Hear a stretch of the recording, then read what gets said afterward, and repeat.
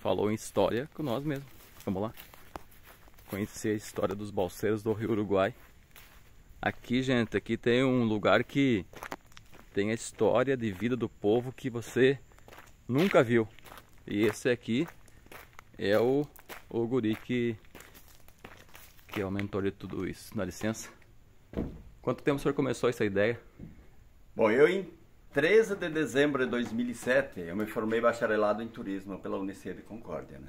E daí eu comecei a lapidar isso. Então, de lá pra cá, eu estou estudando essa história. Claro que eu sou daí filho, neto e bisneto de balseiro, por isso que eu sou bisneto desse senhor aqui. Sou neto dessa guria aqui. Essa menina aqui em 13 tem esse rostinho e essa guria se tornaria minha avó depois, tá? Então vamos virar para lá, tá? Aqui que está acontecendo o noivado dos meus avós, tá? Nessa foto aqui, conseguiu localizar ela? Sim. Tá? Então essa foto sai em 27. Em 31, observo que essa mesma senhorinha lá, esse mesmo casal está lá já com uma nenê no colo. E essa nenê no colo deles, daí a minha mãe no batizado. Minha mãe, fazendo 18 anos, faz um vestido de crochê no luar, né? Naquela época não podia gastar querosena, e faz essa foto. Então essa foto é minha mãe aos 18 anos. Estamos assim, o vínculo pessoal que o museu tem comigo, além da sua história toda. Então o João Simon, em 19, vem para Itá, né? Desce do carreiro de trem em Marcelino e vem procurando uma propriedade na beira do Rio Uruguai. Quando ele chegou na colônia 45, que nós estamos em cima aqui agora, ele se contentou no que ele encontrou aqui. Uma corrideira no rio, onde o dourado saltasse fora da água, onde tivesse uma prainha que ele descesse da embarcação e não sujar os pés para ir na casa dele. E o terceiro detalhe, daí ele fala o que ele vem fazer. Ele quer um remanso no rio, e esse remanso estava logo aqui atrás, né, que tinha o chamado tombador, né, por isso que nós temos aqui no Rio Uruguai, vamos dizer assim, algo em torno de 150 metros de poço aqui atrás, né, logo atrás da minha casa ali. Então o João Simon, em 20, vem com a família dele para Itá, né, com 7 filhos, essa foto é de 13, então eles tinham 4 filhos. Ele vem aqui, faz uma casinha bem precária para a mulher e 7 filhos, faz uma canoa e desce o rio, porque ele tem que ir lá no Salto de Ucumã, ver como é que se passaria pelo salto. Naquela época, em 1920, ele fica quase 3 meses lá, até que deu aquela enchente X, que cobriu todo aquele rochedo, e ele consegue avaliar, nessa altura podemos transpor o salto. Ele avança até São Tomé, né, fala com os caras que iam comprar a nossa madeira, pega o trem, volta para Itá. Chegando aqui em Itá, primeira atitude dele, medir a altura que o rio subia aqui, né? Tinha subido quando ele estava lá embaixo. Então o Rio Uruguai tinha subido aqui em Itá 8 metros. Esses 8 metros, na história balseira, chama-se então o chamado ponto de balsa. Sempre o rio subia 8 metros aqui em Itá, não se desamarrou balsa, certo? E aí que entra aquela história. Quando ele fala com os caras que iam adquirir a nossa madeira em São Tomé, eles falaram uma frase para ele no seguinte sentido: árvores que não possuíssem 3 cúbicos, eles chamavam isso de palito.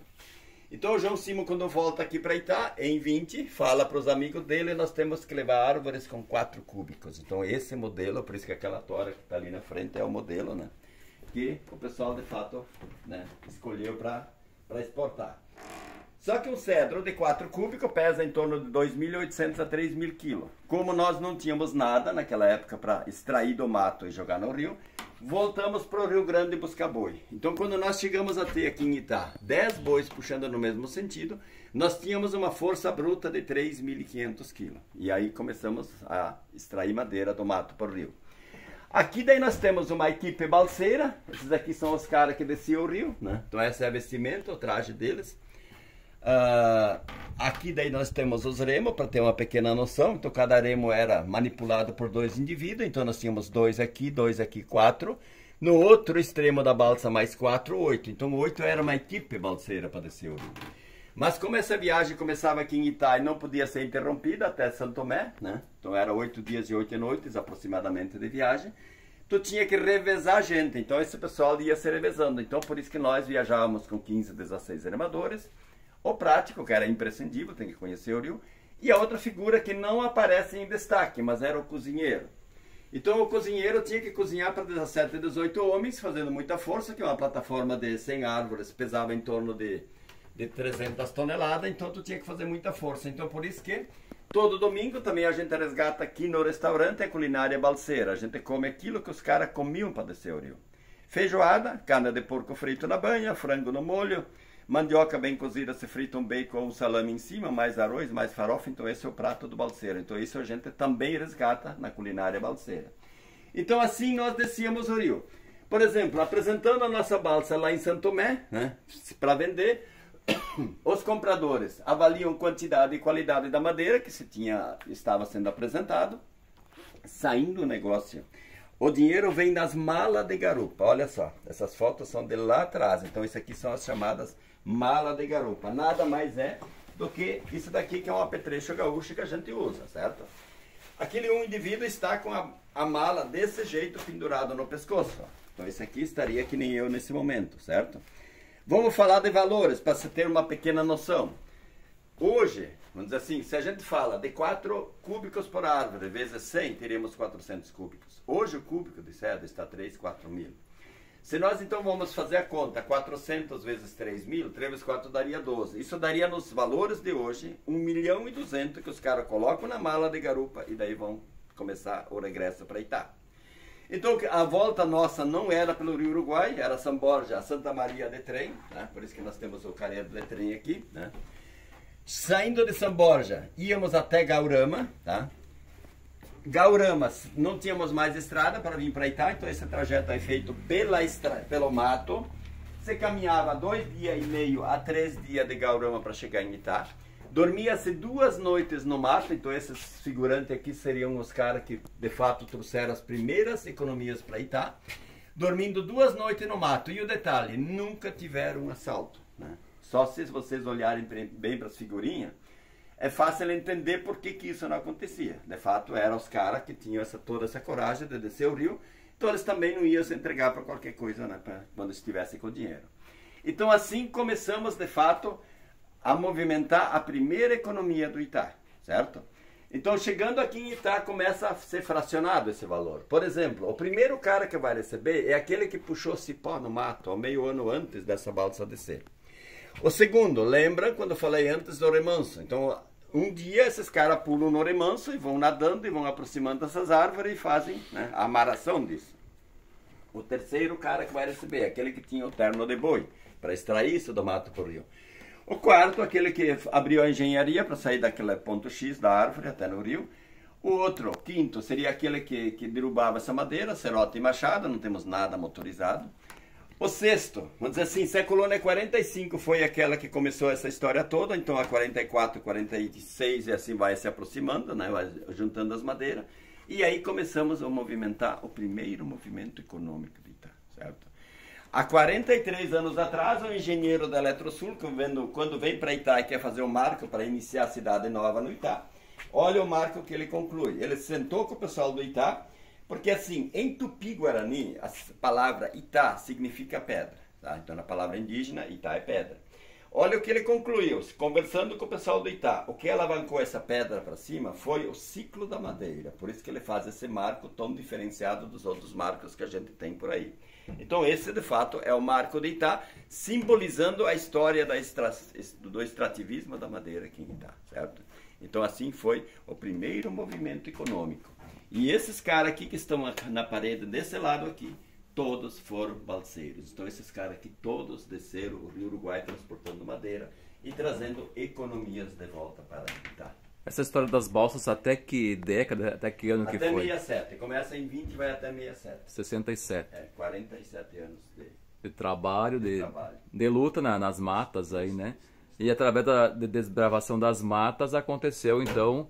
toda essa história que nós temos aqui hoje, essa história de sustentabilidade. E a partir daí veio as lavouras também, que estavam abertas, né? Mas ainda isso, vamos dizer assim, vamos contar a história da cachaça então agora.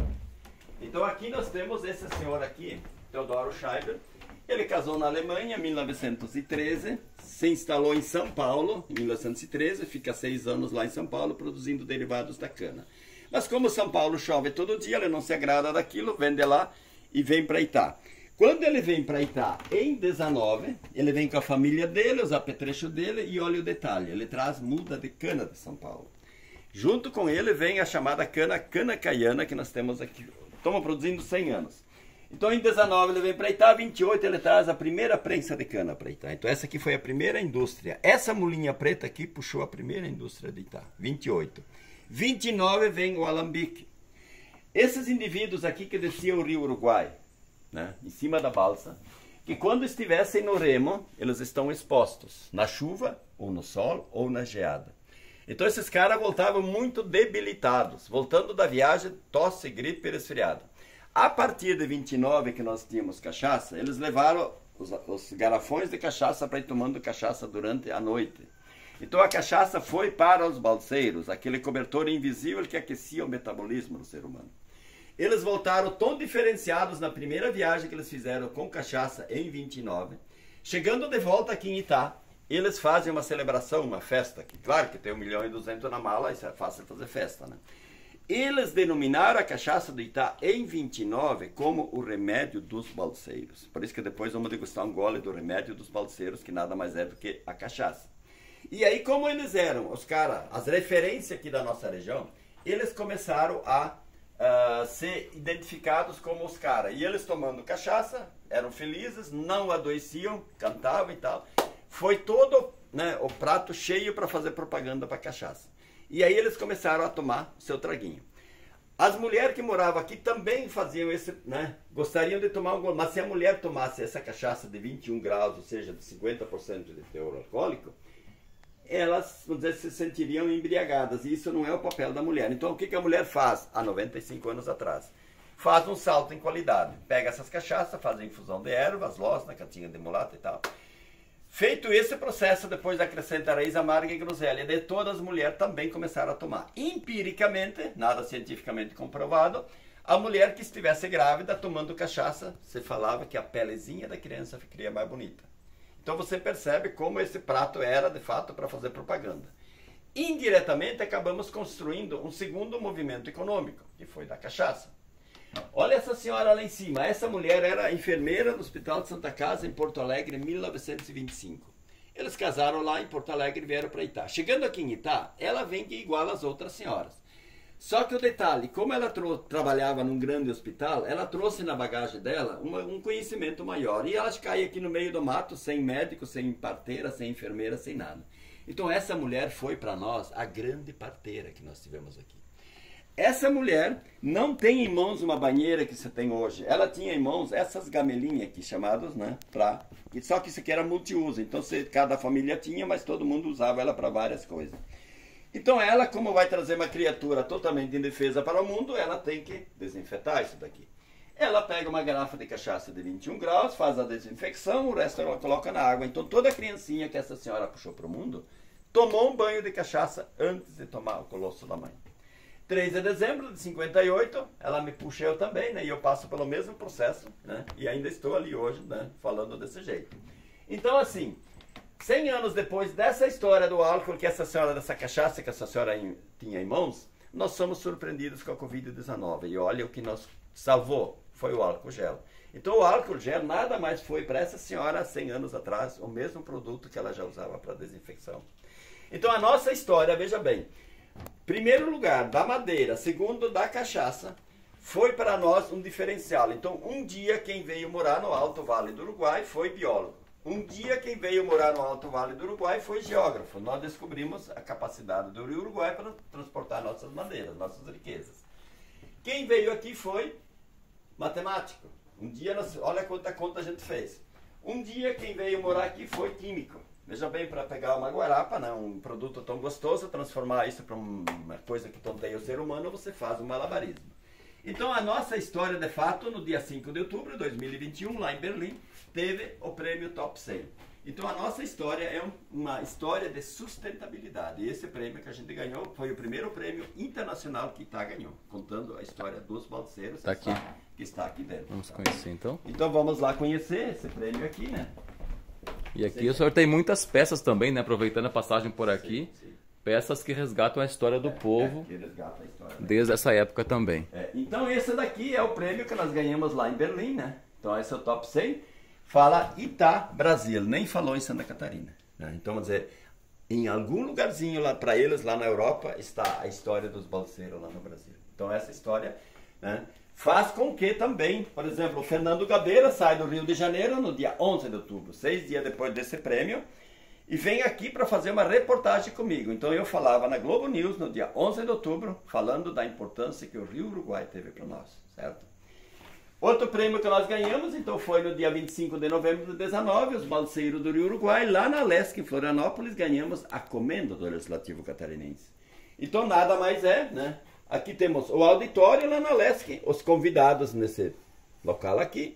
E essa foto aqui saiu nesse momento aqui. Então estou eu aqui, o proponente e um balseiro aqui. A gente ganhou esse diploma, né, falando da história dos balseiros. E essa daqui é a maior honraria que o Estado de Santa Catarina dá para alguém. Isso foi dado aos balseiros do Rio Uruguai. Então essa medalha aqui é porque nós somos os primeiros exportadores do Estado de Santa Catarina. Muito bem. Alemanha, induzindo os europeus para vir para o Alto Vale do Uruguai. A estação de Gaurama, então essa estação foi que desovou 90% que veio para Itá. E lá começa a extração de madeira que a gente contou. A vida pessoal do João Cima no seu tempo de Itá. Essa casa aqui estava na Barranca do Rio, feita por ele, de 30 a 35, né? A família dele, o caretão dele. E essas aqui são as ferramentas que o João Simon veio para a linha acima. Esse esquadro e esse nível ergueu as primeiras casas aqui em Itá. Tá? E aqui temos o relógio, né? Que ele ganhou em 1902, no meu tataravô, que seria o pai dele. A bússola, né? Que foi assim que... Porque todo europeu que veio para cá sabia ler a bússola, né? Esse é o grande problema nosso na educação ainda, né? Aqui temos fazendo jus a Itá, né? As pontas de lança, né? Que são os que os índios usavam, a panelinha que é uma cerâmica. Os dinheiros, que ainda era tempo que o Brasil era Estados Unidos do Brasil, né? Aqui temos a foto da extração da madeira. Observa que a tora é mais alta que os boi, né? Então aqui temos a ferramenta, ó. Isso aqui se cravava na tora. Quando a tora rolasse no moro, ela vai numa altura, ela estanca, tá? Então quando eles perceberam que estavam machucando muito os boi, eles começaram a descobrir essa façanha. Esse aqui é o chamado destorcedor. Se a tora rolasse, não enforcava o boi. Então esse aqui de fato foi algo extraordinário que eles descobriram na vida deles como balseiros. Com essas ferramentas você fazia as balsas, né? Então esse aqui era o processo que era usado, né? Vamos dizer, aqui temos o virador, temos os processos que você faz isso, né? E muitas ferramentas que fazem parte de toda essa história, né? Nós resumir um pouco. Daí vamos mostrar lá fora também, que tem muitas... tem um museu rural também, né? Agrícola. Sim. Que depois dessa história dos balseiros... Depois do extrativismo vem o começo do agro. Tá? Vamos então conhecer um pouco então. Essas palas eram usadas em que época? Isso daqui até pouco tempo, né? Ainda hoje você usa. Isso aí é chamada capa de chuva. Isso aqui tu se cobra, né? Porque por aqui tu dirige o cavalo, né? Então um chapéu de feltro tu viaja na chuva. Porque essas aí são as capas de chuva que não passam água. Né? Muito bem. Olha as balanças aí, pessoal. As balanças, né? Muitas ferramentas. E aqui fora vamos mostrar um pouco agora para nós, para você entender um pouquinho. Olha o tamanho da tora que era. Mais de metro, né, seu Brandt? 1,80 na ponta. O seu nome completo então? Nilo Celso Brandt. Nilo Celso Brandt. Então aqui temos o cedro. Olha só, onde é que está o meio do centro do cedro? Nessa posição aqui. Isso aqui é a parte de cima, porque o cedro cresceu sempre nos moros, né? Então o cedro põe estrutura física para o lado de baixo, para não ficar inclinado. Assim se contava a idade da árvore, cada risquinho branco desse é o crescimento, porque o cedro entra em dormência durante o inverno, né? Então o branco é o crescimento, o escuro é a dormência, né? Aqui temos as prensas de cana, então atrás das prensas temos os alambiques, né? Então só para voltar um pouquinho aqui, quantos anos teria essa árvore aqui então? Teria 150 anos. 150 anos. Em torno de 150. Olha porque daqui para frente já não se consegue mais contar, porque ela, né, passou do ponto comercial. Mas ela deve ter 150 anos, tá? Um pouco mais, um pouco menos. Muito bem. Então aqui temos as prensas de cana, atrás das prensas tem os alambiques, nós chegamos a ter mais de 30 alambiques aqui em Itá, né?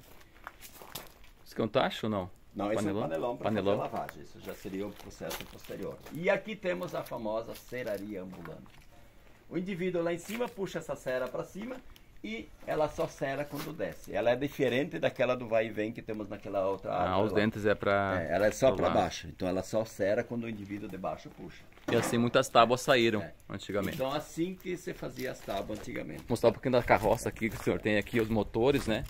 Então aqui começamos a história do agro, então em 67 termina essa história, isso aqui é a nossa carpinadeira, isso ainda funciona, né? A gente ainda trabalha com isso, né? Aqui é a circular. Essa história aqui da carroça, ó, cevadinha de milho. Aqui, focou aqui. Muita gente 1900. passou esse tempo aí. 1967 terminou o extrativismo, daí de fato a gente começa o agro. Então a gente vamos dizer, ainda, eu sou ainda daquele tempo que vai pulando os tocos e vai pro lado do mecanizado, né? Então essa história começa. Aquela motosserra lá, a Homelite, ela pesa carregada 22 quilos, então tu imagina um indivíduo será com ela meio-dia com 22 quilos no braço, né? Assim nós puxávamos os milho para casa, com essas cangas aqui que eu mesmo andei trabalhando, tá?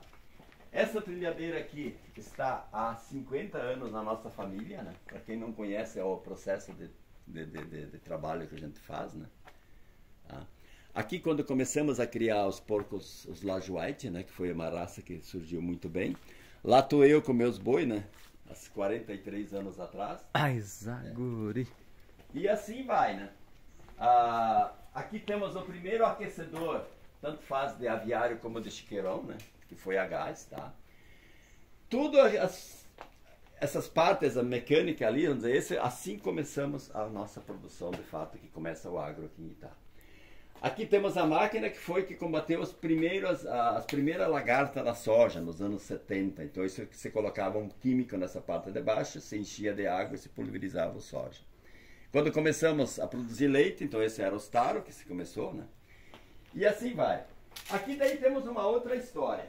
Aqui começamos a fazer as nossas famosas costelas no fogo. Olha só.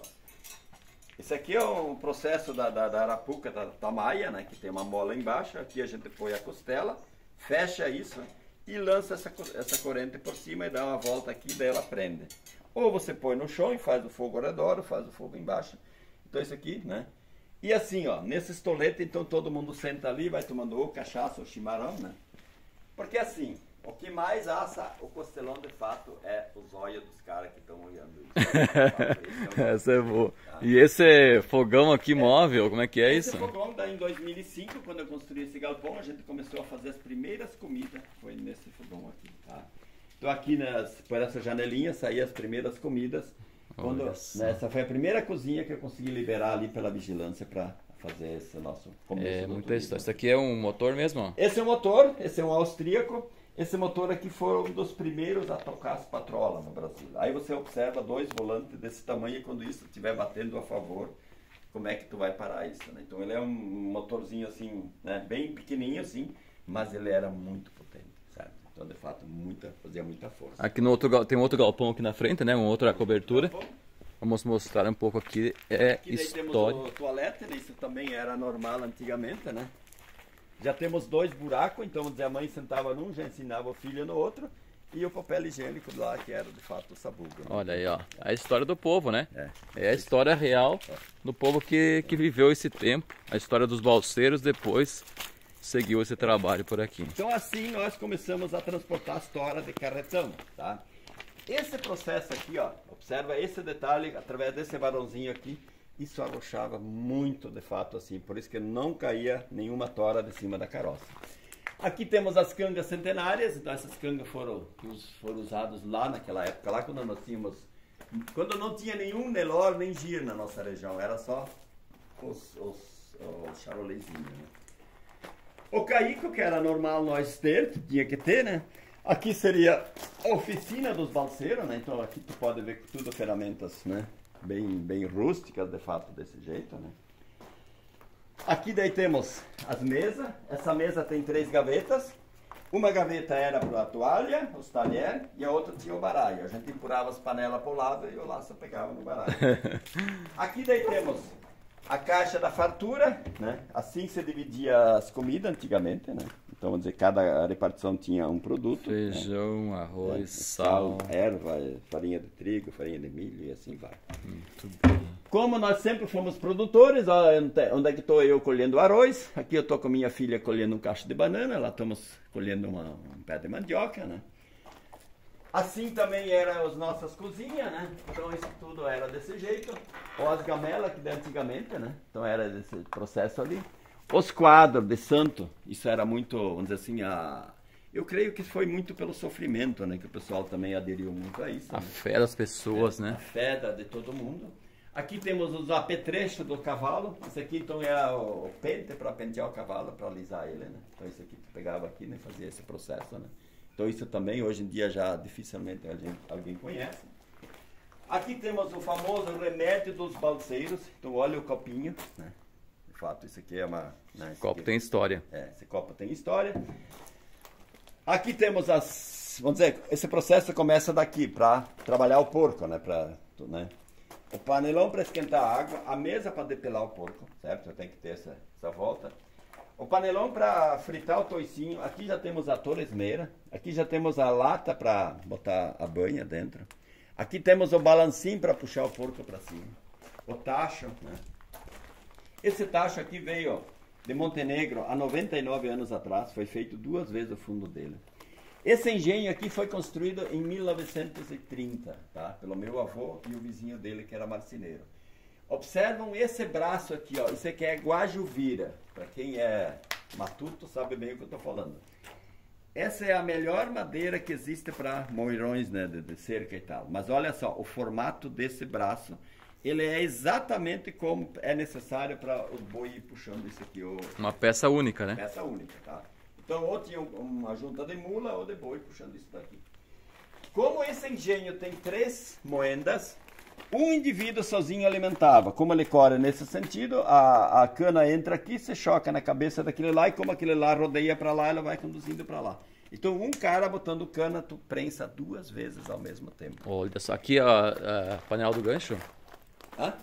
A panela, esse assim era o fogo, né? Quando se cozinhava no mato, então a panela do feijão era mais baixa e assim tu vem subindo os outros fogos, né? Então assim se cozinhava, conforme o produto que estava na panela, tu vai subindo para cima, tá? E vai se cozinhando. As correntes que nós tínhamos, né? Então de fato isso aqui é interessante.